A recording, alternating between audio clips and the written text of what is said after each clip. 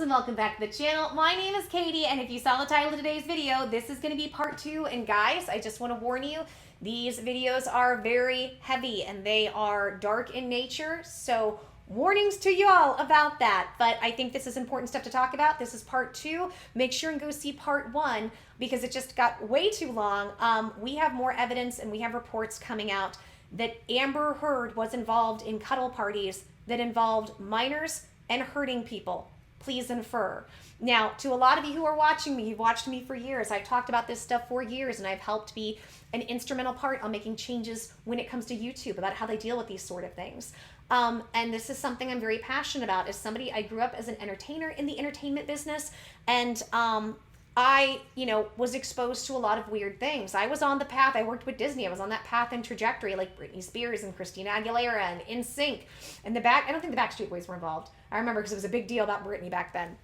But I have some understanding on some of this stuff and how absolutely dark it gets. And I guess one of my questions is anybody surprised? No. And I would say I'm not even surprised, not because it's Amber Heard herself, but because welcome to Hollywood, guys. These are the people we are told to worship. These are our idols, our false gods, and they like to go on the award shows, and they parade around, and they act like they need to educate us on on being morally superior. When most of them, to get in the industry, were R-worded to get in. Please infer R-worded when somebody forces physical intimacy on you. And they know that most of their bosses are P words, P and then a red, a Tory, to women and children, and sell them.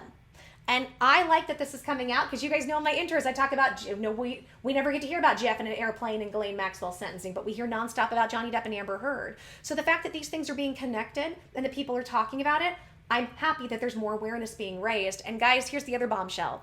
Apparently Elon Musk was involved. And here's the thing, I tend to like Elon, but once again, is anybody surprised? It's big tech. This is what big tech does. We've been hearing reports about this forever.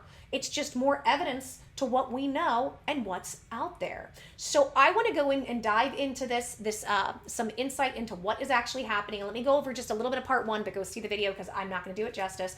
Apparently Amber did these big secret cuddle parties. When I say cuddle, that's physical intimacy parties. And there would be stages where she and other LGBT women would perform acts, and she would sit on a throne, and they would do all kinds of stuff for tech billionaires, which makes sense if that's how she possibly met Elon. And the big rumor, as we know, when it comes to Elon has been, why is he around her and that he's paying for it? Like, we don't know for certain, but it looks like he's paying for everything. And the question on everyone's mind is why. And what we've been saying for a while is probably blackmail. And it looks like we have the evidence of just that. So let's jump on and let's see a little more into what's actually happening with Amber Heard, Elon Musk, and all of this crazy, crazy behavior. And before we begin, because I always forget, guys, if you like videos like this, I like to just giggle to everything I see in the mainstream media and laugh at how stupid it all is. And I'm happy because I've been saying this tagline, we're force-fed Johnny Depp and Amber Heard when we don't know anything about Ghislaine Maxwell, Jeff, the Black Book, right? But now it's finally coming together, so I can talk about these things. And if you like topics like this, you like videos like this, make sure and subscribe, hit that notification bell. Would love to have you and keep you updated on everything. Also, leave me a comment, everything greatly helps, and let's dive in. So the person that wrote this article basically did a really big, deep dive into all of this stuff with Amber Heard's past. And so what she's talking about right now is once she started doing that, people started reaching out all to her, all about Amber and things that had happened. We last left off with Elon, that apparently Elon, it's actually been reported in the media that Elon's been kicked out or denied access into some of the most exclusive clubs in the world, nightclubs where people are very promiscuous and very little rules reign. So that's where we left off. And it says for weeks, tales of these physical intimacy parties dominated my direct messages. If people weren't writing about Heard's love of wine and substances, they were filling my inbox with lewd examples of other reckless habits. Seducing married directors, ruining friendships due to unhinged jealousy, isolating Johnny from old friends, and berating friends and family whenever she was mad and intoxicated and needed somebody to take it out on. Shortly after the end of the trial, a source referred to here as Gia reached out, offering valuable insight into this bizarre scenario. In particular, the intimate dynamics between Heard and Musk and the circle they ran in, she compared to a snake pit. She was lucky enough to escape. Her description confirmed every rumor and suspicion I had collected throughout my coverage. about dismal incentives, morale, she'd like old skin, and money, funding, and fantasies unveiled in these quiet villas on the hill. She said some of the things she had witnessed were too dark for words. The details of one of these parties, not hosted by Musk, sounded straight out of a Kubrick production. Blindfolded participants met at a designated spot and were shuttled to a remote location where cell phones were confiscated at the door. And women in various stages of undress dangled from treetops, secured by harnesses, with bags over their heads. She said once you arrived, it was clear you could not just leave if you wanted. You were expected to see it through in its entirety. A performance consisting of the two bagged women having how do I even, oh my gosh. How do I word this? Having physical intimacy in somebody who's dressed up as a devil and spraying genetic material on the stage as a result, outdoors. And themed rooms section off during intermission with people in physical intimacy everywhere. It says, yes, about control, cut out, maneuver, manipulate, create traps, and deceive. Just a giant game of skullduggery and blankery, and lacks true logic and focus on what is relevant and true. Whatever she can do to get what she wants. Appear to come out like an innocent, well-behaved, put-together woman who was so wronged by the world and everyone in it. She will hurt anyone in her path, wash her hands of the blood, the smile on her face. As the story goes, Gia was lured into Los Angeles from small town in search of modeling jobs where she connected with famous faces almost immediately. Invitations to gala events and nightclub openings soon followed. So did exotic vacations to Saint-Tropez with A-list actors. Her first taste of LA offered a thrilling alternative to the straight-laced lifestyle she was accustomed to. As a young wife and mother tossed into a strict suburban surrender just out of high school, she had never partied. LA seemed like a carnival of new opportunities. She met Amber early on at the bar in the Chateau Marmont during a weekend visit. The two exchanged numbers and Heard followed up with text about horseback riding in Texas and other childhood nostalgia they shared because of a similar upbringing in neighboring home states. Their second meeting was at the Abbey in West Hollywood, where Heard introduced her to her best friend, Rocky, and made the first move, kissing Gia and slipping a pill into her mouth. I remember her kissing me and nothing else, Gia told me on our first phone call. When she woke up, she found herself alone in Amber's Silver Lake loft, deemed the treehouse, with a handwritten note on the bed beside her. She says she was confused but enamored because she had never been into women. The intensity of this new attraction caught her off guard. She credited Amber as being very seductive and smart. She figured out what you liked and told you things you wanted to hear. It was almost like being in a trance when I was around her.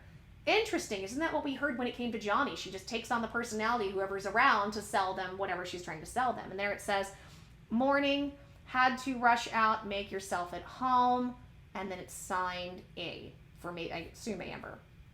It says, the connection prompted her to finally officially move to LA. Amber insinuated that they had a future together, flooding her with adoring texts and promises of what was to come in their newly formed relationship. But when she arrived, things changed quickly and drastically. Initially, she said, it was exciting change of scenery.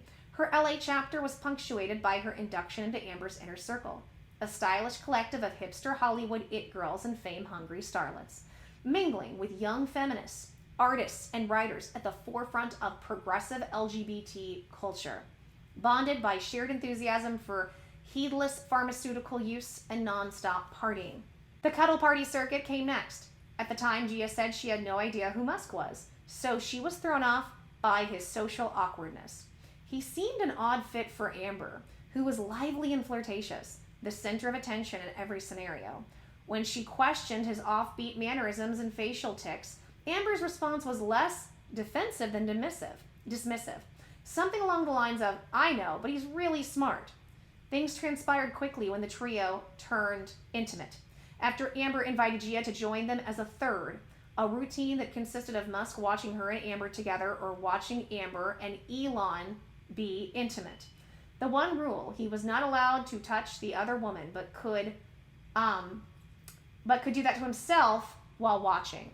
Gia laughingly recalled one occasion where, after watching Amber perform a ridiculous, overacted climax, she confronted her about it, asking, "What was that all about?" "He doesn't know the difference anyway," Amber quipped. And then we can see right here are some people in various stages of undress. Interesting. As months went on and the three of them grew closer, she started spending more time with Amber at Elon's residence in Bel Air. He owned a cluster of properties designated for different purposes. One for parties, one for family, one for business, etc. The general vibe could almost be described as wholesome. During these visits, she was privy to a different angle, a more relaxed version of Elon in a domestic setting. He was a doting parent, engaged and attentive wherever his children were around. She said she was surprised by what an amazing father he was, sitting sometimes for hours playing video games or cards with the boys while Hurd and her cooked dinner and set the table. But the partying dominated their off time. The pharmaceuticals fueled worst in both, igniting erratic tempers in her and the frantic paranoia in him. When he realized she was cheating, he bugged her houses and started tracking her cars. A rumor solidly confirmed by Jennifer Howell, who said that Amber gave Whitney the Tesla Elon had gifted her when she realized it was outfitted with high-tech tracking devices monitoring her every move. That's the thing, though. I hate to say this, but wouldn't you think with somebody like Elon Musk that would be the case? That he would probably keep tabs on you if you were with him? By the way, I'm not saying he should. I'm just saying it's not surprising to me. The obsessive measures stretched overseas. During the filming of Aquaman, while Amber was on location in Australia, Elon told Gia he watched her be intimate with an unknown man in the front yard of her rental house thanks to cameras he had installed on the property. That's weird, but again, not surprising. As the relationship started to crumble, Musk grew increasingly neurotic and overly suspicious of everyone around him. Gia recalls waking up from a nap and finding her thumb in his hand, him trying to unlock her cell phone while she slept. By this point, Gia was already pulling away from Hurd after a series of questionable events convinced her she was not safe when the girls were alone together. On one occasion, after spending the night with Hurd, she says she woke up and had no recollection of the time, so dazed that she was struggling to regain a steady sense of consciousness, a fog so heavy she compared it to coming out of anesthesia. "I knew if I continued this way with her, I might not wake up. I don't know what she gave to me, but I knew my life was not safe when I was alone with her. But oh boy, she's actually a total psycho, and not a doubt in my mind will end me or somebody at some point if she has not already." It says a Gatsby-themed party in San Francisco is where it all came crashing to a head. Elon invited and encouraged Gia to come. She arrived in a beautiful beaded 1920s style gown with a handsome Hollywood date on her arms. She remembers the dress with loving detail, a pale pink, low swooping back, and hand-beaded bodice. Delicate, but intimate.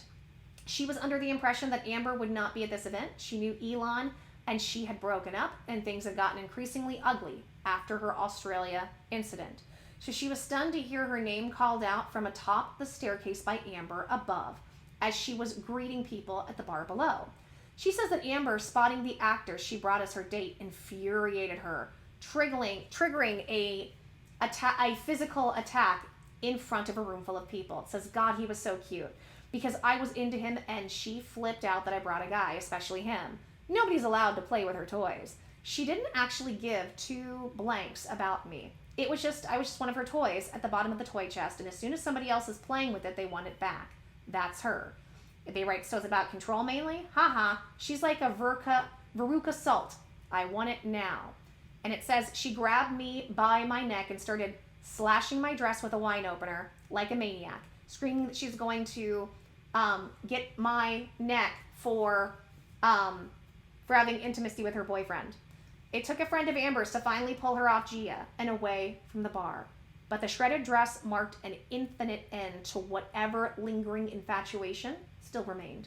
She said Elon would pull her aside weeks later at another event, urging her to stay away from Amber because he feared she might actually try to end her.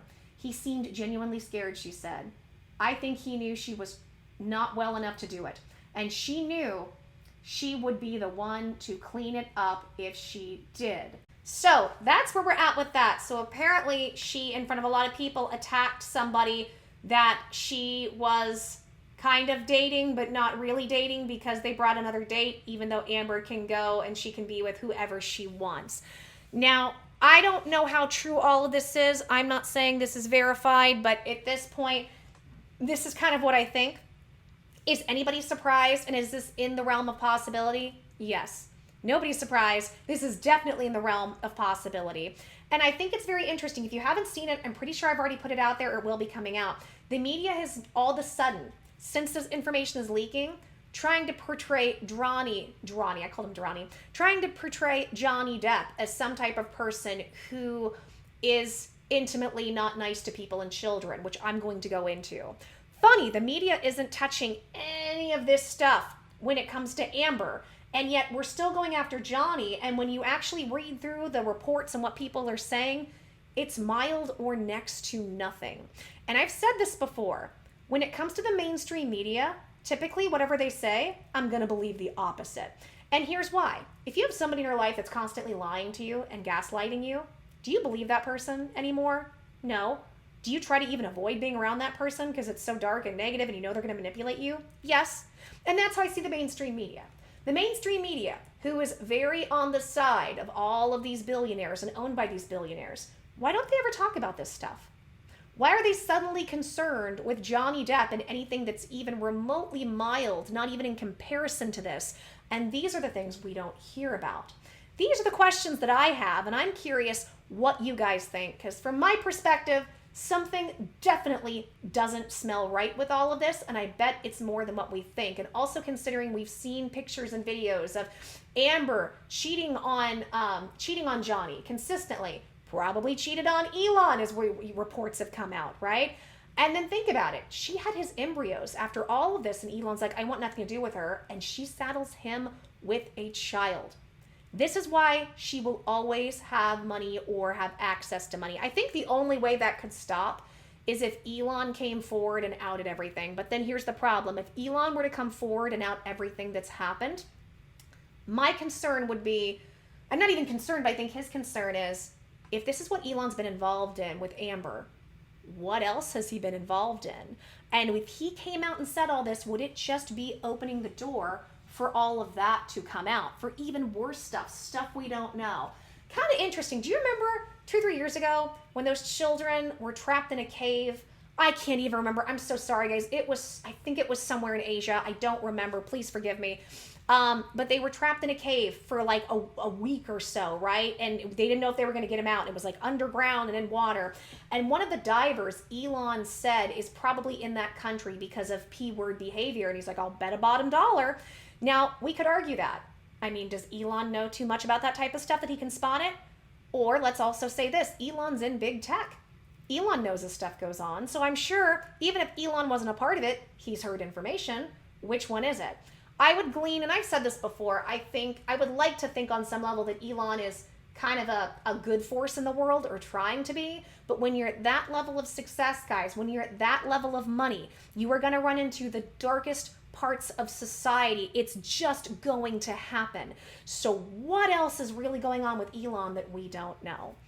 I don't know. What do you guys think? Sound off in the comments. You guys know I always love to hear what you have to say. And if you like this video and you want to see more stuff like this, make sure and subscribe, hit that notification bell. You know your girl always loves to have you here.